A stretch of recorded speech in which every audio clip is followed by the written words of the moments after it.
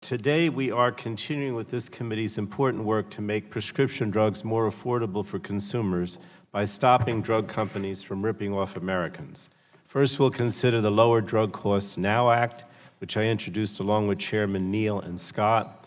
Our legislation finally gives the federal government the ability to negotiate lower prescription drug prices with drug companies. And I think that's only fair. The American people, both Republicans and Democrats, are rightfully outraged that they're paying 3, 4, or 10 times more for the same drugs than people are paying for in other countries. And I think it's time we finally negotiate a better deal for the American people. The legislation also caps Medicare Part D beneficiaries' out-of-pocket expenses at $2,000 per year. Now, we have made some key changes to the bill since our legislative hearing, based on feedback from members that will provide even more relief to Americans struggling with skyrocketing drug prices. And I'd like to just outline those changes briefly. They include, first, a phased-in increase of the minimum number of drugs that the HHS Secretary must negotiate. Second, a guarantee that a negotiated drug price will remain in place until there are 2 or more generic competitors. Third, a new provision to negotiate prices for newly launched drugs. And fourth, a new title on drug transparency that is based on Representative Schakowsky's Fair Drug Pricing Act.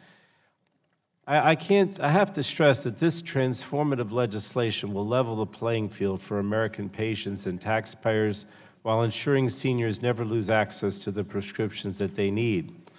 The nonpartisan Congressional Budget Office recently found that the cost savings from drug negotiations alone will save taxpayers $345 billion in Medicare Part D spending.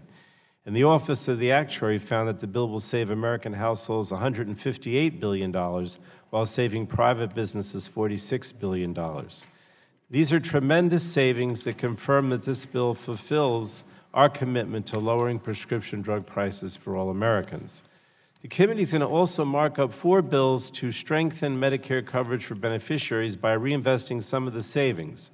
We will mark up 3 bills that collectively add new vision, hearing, and dental benefits to seniors through Part B. And I commend my committee colleagues, Representative O'Halloran, Dingell, and Kelly, for their leadership on these measures. And I also want to thank Representative Barragan, who has been a leader on dental coverage in Medicare as well. We'll also consider the Helping Seniors Afford Health Care Act, which would increase eligibility levels for the Medicare Savings Program. This important program helps low-income seniors afford premiums and cost sharing, and I thank Representative Blunt Rochester for her leadership on this legislation. Taken together, these bills will make great strides towards reining in the soaring cost of prescription drugs, and I commend all the members and staff for their work in helping get these bills ready for markup today.